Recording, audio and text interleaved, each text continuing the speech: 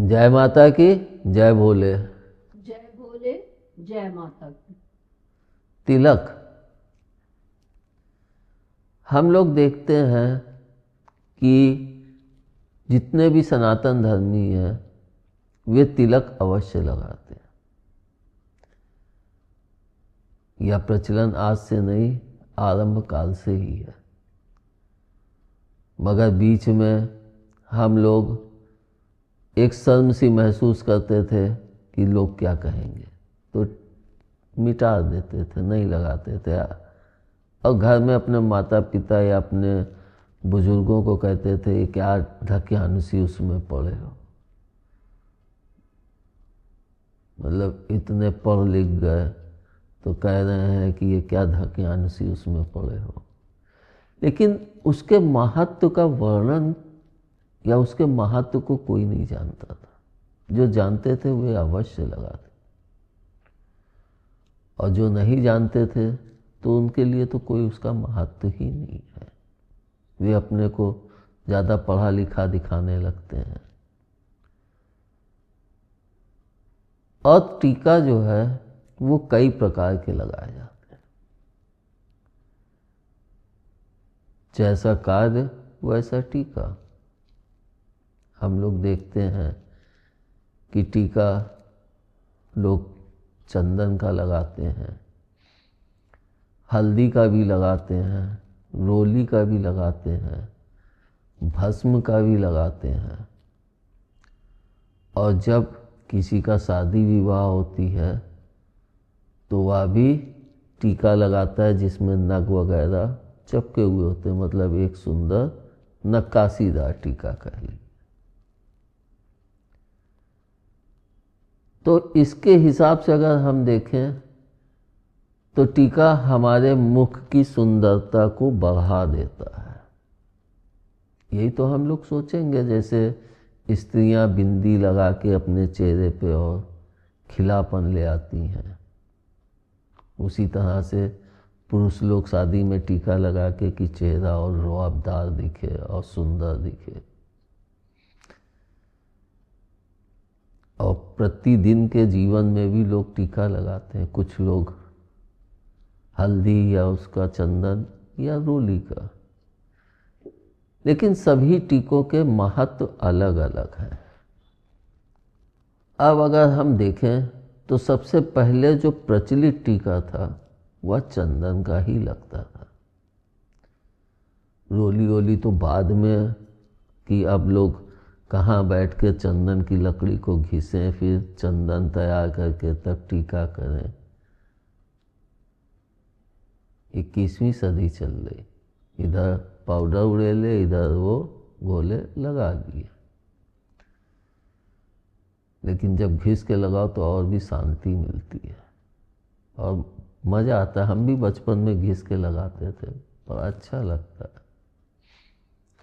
लेकिन वह प्रचलन अब धीरे धीरे समाप्त हो गया। अब सब पाउडर आ गए, चाहे चंदन हो, चाहे हल्दी है, चाहे रोली है। और हम यह भी देखें कि जो टीका हमारा लगता है वो दोनों भौं के मध्य में लगता है, जहाँ पे हमारे तीसरे नेत्र की पावर विराजित है। हम लोग सिर्फ यही जानते हैं कि शिव जी के ही तीसरा नेत्र था। उनका नेत्र तो खुलता भी था, हम लोगों का नेत्र नहीं खुलता, क्योंकि हम लोग उतनी ऊंचाई तक पहुंच ही नहीं पाते कि हमारा तीसरा नेत्र जागृत हो जाए। लेकिन कुछ मात्रा में वह जागृत रहता है, जन्म से ही जागृत होता है। पूर्ण रूप से नहीं जागृत होता है, लेकिन कुछ हद तक कुछ अंश जागृत रहता है। तो जब हम टीका लगाते हैं, तो जब चंदन का लगाते हैं तो वह हमें ठंडक देता है। और यह हम सभी लोग जानते हैं कि हम लोगों का यह हिस्सा काफ़ी गर्म रहता है। अगर आप कुछ सोचेंगे तो आपकी सबसे पहले भौं ही तनती हैं। किसी के प्रति गुस्सा होंगे तब भी आपकी भौं ही तनेगी, यानी गुस्सा हमारे सर पे ही विराजित रहता है। तो उसको ठंडक प्रदान करने के लिए चंदन का टीका या चंदन का लेप लगाते थे पूरे में, तो बड़ा ठंडक मिलता था। और आप कभी चंदन का टीका मतलब पूर जैसे आपके सर में पीड़ा हो या तो कपूर के साथ चंदन को घिस के और लगाइए, ठंडक मिलती है तो बड़ी जल्दी नींद भी आ जाती है। और जब हम रोली का टीका लगाते हैं तो लाल होती है, तो एक शक्ति का प्रतीक होती है रोली, यानी हम शक्ति के साथ चल रहे हैं। और जो शक्ति के पूजक होते हैं वे लाल टीका ही लगाते हैं। और हल्दी का टीका ही पीला होता है। जिनको ठंडक नहीं बर्दाश्त है और पीला ही चाहिए, रोली नहीं चाहिए, मतलब शांति चाहिए, तो वे हल्दी का टीका लगा दें। और हल्दी का टीका भी एक तरह से देखें तो बहुत सी चीज़ों में लाभदायक है।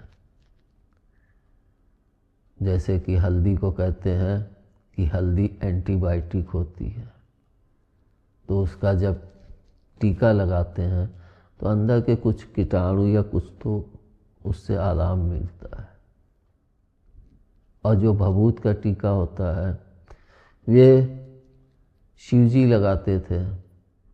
और जो शिव भक्त होते हैं, जो अघोर तंत्र या अघोरी होते हैं, उसमें वे लोग भभूत का टीका लगाते हैं। और अगर मुख्यतः देखें तो टीका व्यक्ति माथे पे और तोंदी पे लगाता है। बहुत से लोग नहीं भी लगाते, बहुत से लोग अपनी तोंदी पे भी लगाते हैं। उसके पीछे कारण ये होता है कि हमारे यहाँ पे भी गर्माहट होती है, उसको ठंडक चाहिए। लेकिन तोंदी में कभी रोली का टीका मत लगाएं, हमेशा चंदन का लगाएं या हल्दी का लगाएं। रोली का टीका तोंदी में कभी भी नहीं लगाना चाहिए। और हमारे तीसरा नेत्र कहते हैं कि हम भ्रकुटी के बीच में ध्यान लगाएं। और जब तीसरे नेत्र के ऊपर एक टीका लगा देते हैं तो उससे क्या होता है कि हमारा जो तीसरा नेत्र है उसको एक राहत प्राप्त होती है। मतलब उसके ऊपर एक छाया पड़ गई, आवरण पड़ गया, जिसके कारण हम जब ध्यान लगा रहे हैं या किसी भक्ति मार्ग में चल रहे हैं तो हमारे अंदर एक ओज आता है,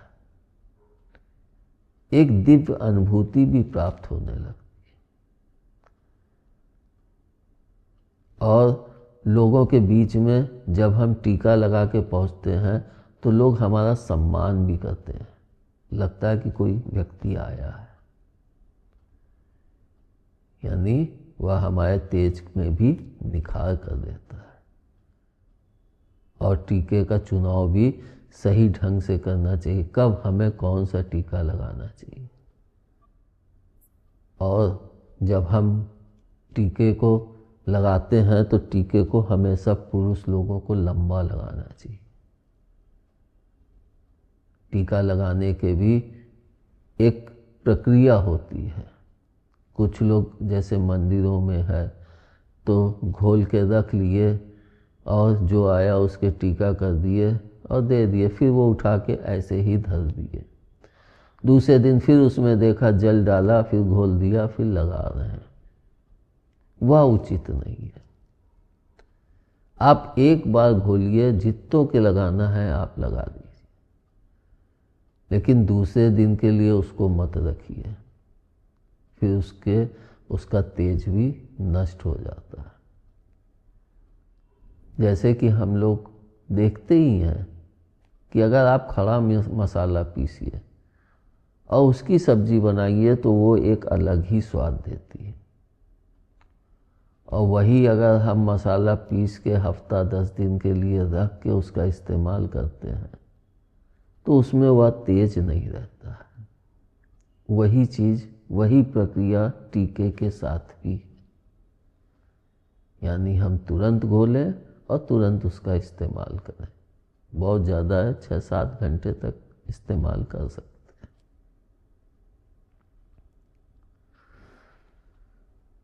टीके का एक लाभ जो सबसे बड़ा है कि हम जब टीका लगाते हैं तो हम अपनी सोचों के ऊपर कंट्रोल कर लेते हैं। जैसे लोग कहते नहीं कि ध्यान नहीं लगता है, मन भागता है, यानी दिमाग में ये चीज़ें वो चीज़ें। तो एक तरह से हमारे अदृश्य मार्ग या हमारे ध्यान का सबसे बड़ा केंद्र हमारी तीसरा नेत्र होता है।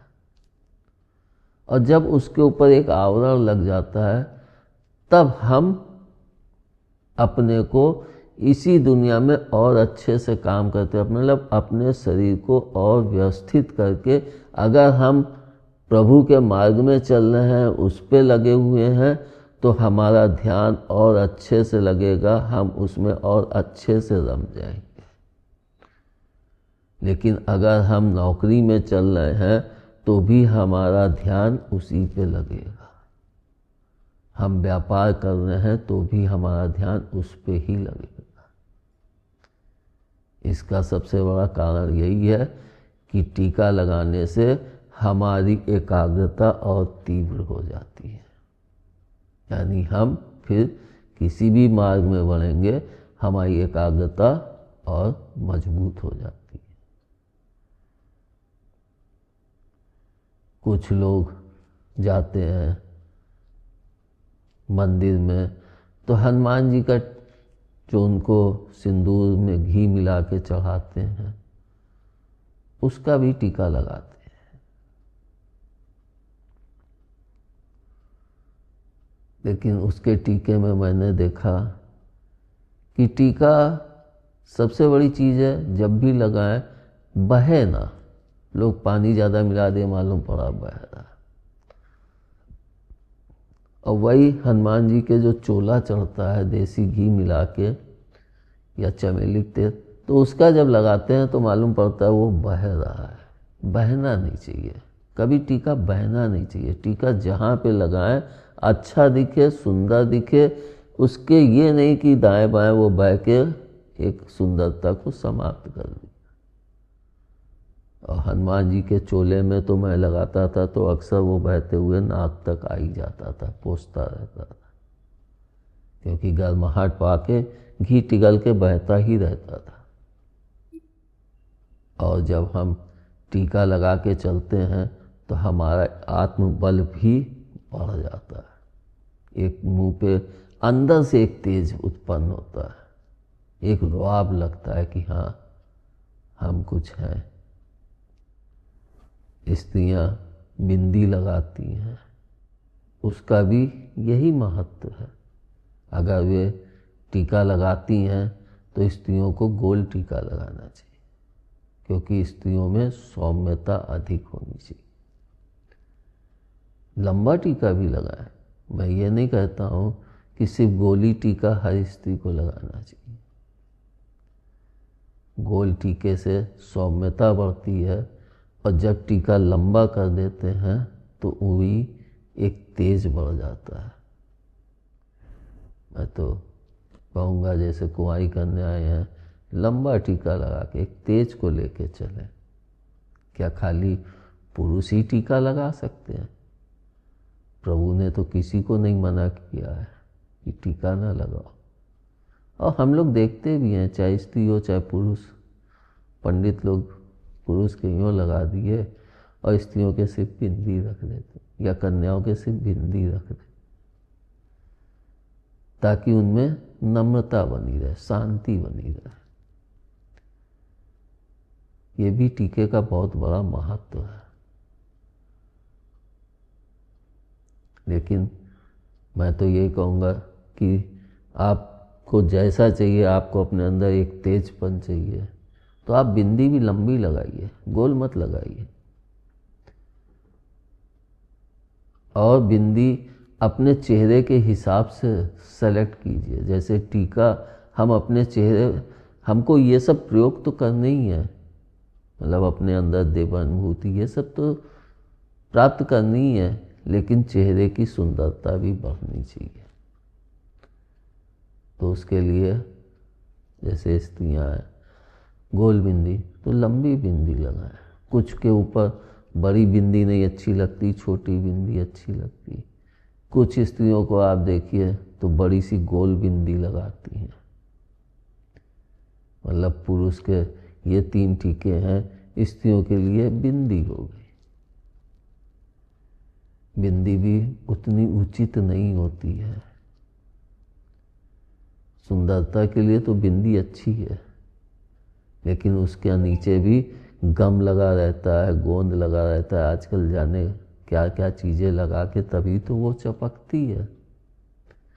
अब वो हमारे शरीर के लिए नुकसानदेह भी होती है। लेकिन अगर वही स्त्रियाँ हल्दी या रोली का लगा लें तो 4 लोग कहेंगे कि बिंदी नहीं लगाई, टीका लगा ली। लेकिन लगाओ, अच्छा लगेगा। बिंदी हर समय उचित नहीं भी है। और हम अगर देखें तो पुरानी स्त्रियों में आप देखेंगे बिंदी के नीचे जब वो हटाती हैं तो सफ़ेद सफ़ेद हो जाता है। यानी जो भी उसके गम या जो भी चीज़ लगी हुई है उसके कारण वहाँ पे एक सफ़ेदीपन, एक मतलब कीटाणु जो भी चीज़ हो, सफ़ेदीपन आ जाता है। यानी वह बिंदियाँ का गम भी हानिकारक होता है। और टीका हम जब भी लगाएं, दिन में लगाएं, प्रातः में लगाएं, और सोते टाइम उसको अवश्य साफ कर लें। क्योंकि सोने पे का मान लीजिए चंदन है या रोली है या जो भी है, तो वो जब मिटता है तो वो झड़ता है, और सोने पे नहीं ध्यान रहता, हाथ किधर गया, तो वे आँख में पड़ गया तो आँखों में दिक्कत होती है। इसी कारण से मैं कहता हूँ कि जो भी करो सर्वप्रथम सुरक्षा अवश्य ध्यान दो कि इससे हमें क्या हानि हो सकती है। तो आप लोगों को जो भी टीका पसंद हो, जो भी समझ में आए, लगाइए और अपने जीवन के 9 वर्ष को और मंगलमय कीजिए। आज पहली तारीख भी है और आप सभी को 9 वर्ष की हार्दिक शुभकामनाएं। और इसीलिए मैंने भी सोचा कि नए साल में पहला टीके के ही ऊपर बोलें, ताकि लोग अपने को और ऊंचाई की तरफ, प्रभु की तरफ बढ़ा सकें। टीका लगाने की भी एक विधि होती है। आजकल तो लोग जैसे त्रिशूल बना हुआ है और वो ऐसे बोले और उठा के छाप दिए पर। किसी का यूँ बना है, उठाए यूँ छाप दिए। ये टीका लगाने का तरीका नहीं है। ये तो आपने एक सिंबल अपने माथे पर इस्तेमाल कर लिया, उसका कोई भी महत्व नहीं रहता। जब हम टीका लगाते हैं तो मैंने जैसे कि कहा है अपने वीडियो में कि हमारे ये जो उंगलियों के पोर होते हैं, इनसे हमारी शक्ति